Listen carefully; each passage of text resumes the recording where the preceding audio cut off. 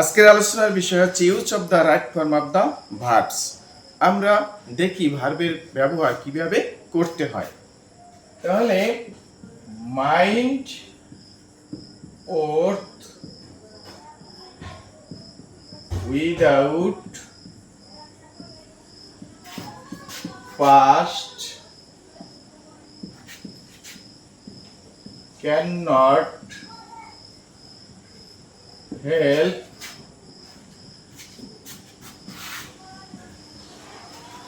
could not help with a view to look forward to get used to would you mind এবং preposition এর পরে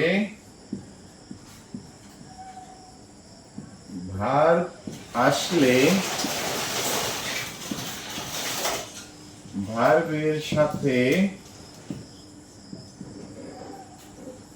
ING যোগ হয়। যেমন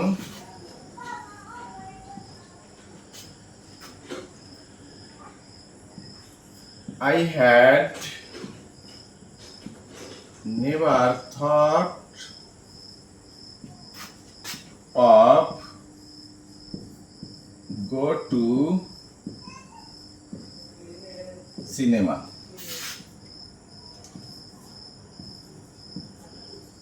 I never mind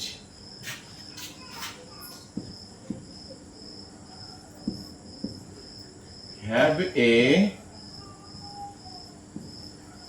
banana. এখানে দুটি বাক্য রয়েছে। কিভাবে করব? যে I had never thought of go to cinema. এই যে গো ব্র্যাকেটের ভার্বটা, এটাই ভুল আছে, এটাকে আমার সঠিক করে লিখতে হবে। কিভাবে লিখব? আমি দেখতে পাই এখানে কি আছে, ভার্বের পূর্বে অফ অর্থাৎ প্রিপজিশন রয়েছে। কি আছে? প্রিপজিশন আছে।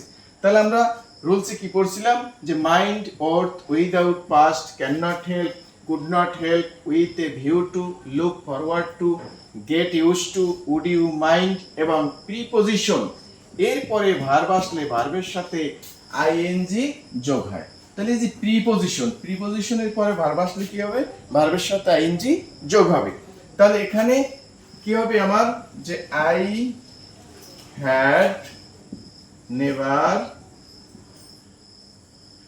থট অফ কি প্রিপজিশন, তাহলে ভার্বের সাথে আইএনজি যোগ, গোয়িং টু সিনেমা। নেক্সট বাক্য, I never mind have a banana. এখানে কি আছে? মাইন্ড।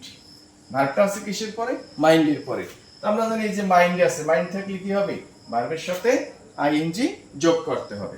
তাহলে কি হবে? আই নেভার মাইন্ড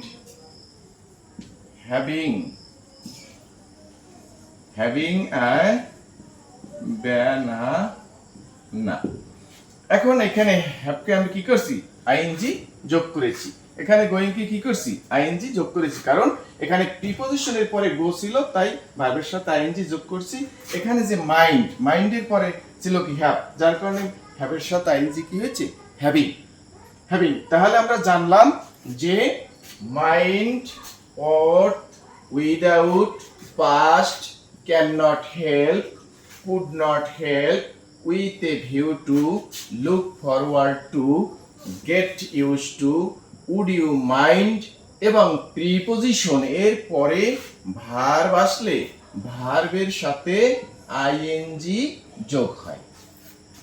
যে mind worth without past can not help could not help with a view to look forward to get use to would you mind এবং preposition এর পরেই যদি ভার্ব থাকে তাহলে ভার্বের সাথে আইএনজি যোগ হয়।